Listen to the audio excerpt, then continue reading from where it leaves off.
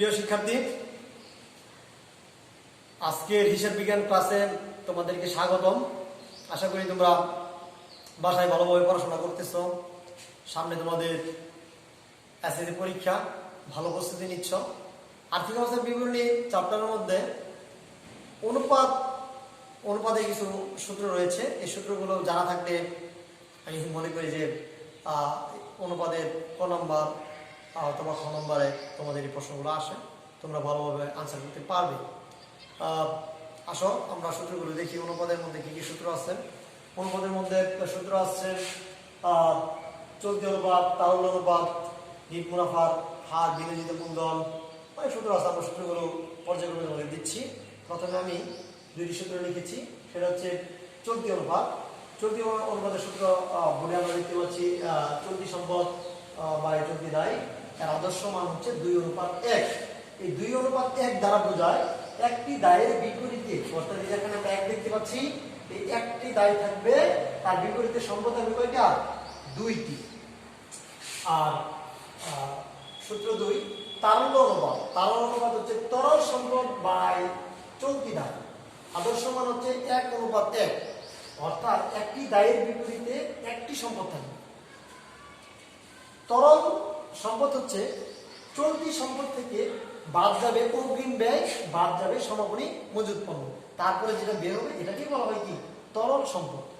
চলতি দায় দিয়ে তরল সম্পদকে চলতি দায় দিয়ে ভাগ করলেই আমরা পেয়ে যাব তারল্য অনুপাত। সূত্র 3 বিনিয়োজিত মূলধনের উপর মুনাফার হার, নিট মুনাফা বাই বিনিয়োজিত মূলধন গুণন 100।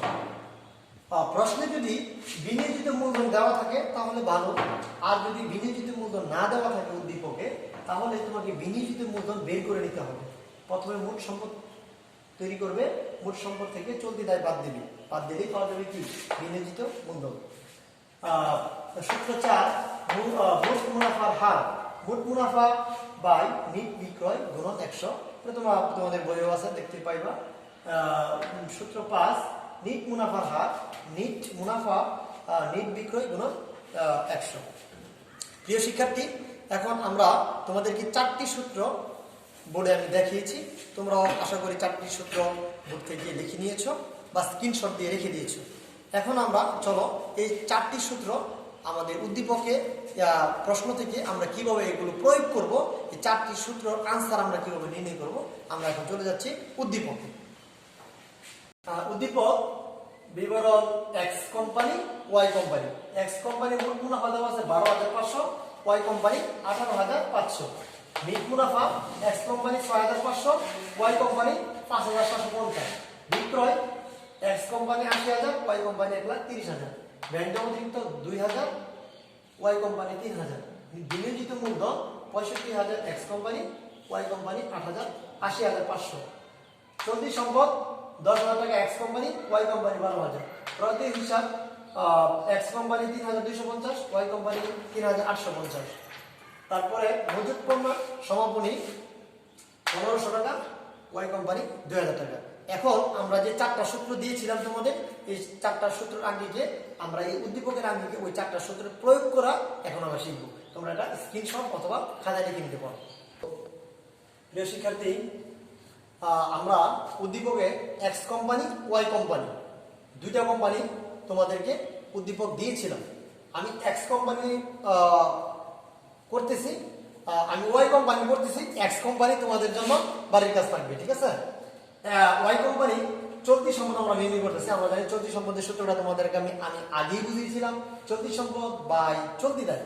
চলতি সম্পদ আমাদের উদ্দীপকে দেওয়া আছে, দেখো এক্স ওয়াই কোম্পানিতে 12,000 টাকা। আমরা চলতি দায়টা দেওয়া নাই, তাই আমরা চলতি দায়টা কি করতেছি? বার করতেছি। চলতি দায় আমরা জানি চলতি দায় পাওনাদার, ব্যাংক অতিরিক্ত, ঋণের বকেয়া সুদ, প্রদেয় হিসাব, হ্যাঁ, এইগুলো। তাহলে আমরা চলতি দায় আমাদের এখানে দেওয়া আছে ব্যাংক অতিরিক্ত প্লাস প্রদেয় হিসাব। প্রদেয় হিসাব ব্যাংক অতিরিক্ত দেওয়া আছে 3,000 টাকা, আর প্রদেয় হিসাব হচ্ছে 3,850 টাকা। যোগ করলে হবে 6,850 টাকা। আমরা জানি তারল্য অনুপাতের সূত্র হচ্ছে চলতি সম্পদ মাইনাস সমপরিমাণ উৎপন্ন প্লাস অগ্রিম ব্যয় বাই চলতি দায়। এই চলতি এটাকে আমরা সূত্রের মধ্যে দেখতে পাইবে যে আমরা লিখেছিলাম তরল সম্পদ বাই চলতি দায়। তরল সম্পদের সূত্র হচ্ছে এটা, আমরা চলতি সম্পদ পেয়েছি 12,000 মাইনাস সমপরিমাণ উৎপন্ন আছে 2,000। অগ্রিম ব্যয় যেমন অগ্রিম বেতন, অগ্রিম মজুরি, অগ্রিম ভাড়া, অগ্রিম বীমা এগুলো আমাদের নাই, তাই এটা হচ্ছে 0। ঠিক আছে, আমরা 12,000 থেকে 2,000 বাদ দিচ্ছি, 10,000 10,000 কে 6,850 কে বাদ দিলে আমরা পাইবো 1.46 অর্থাৎ আমরা দেখতে পাচ্ছি আমাদের চলতি সম্পদ একটা দায়ের বিপরীতে সম্পদ থাকার কথা ছিল 2টা, আমাদের এখানে আছে সম্পদ 1.75 অর্থাৎ 2 এর কাছাকাছি।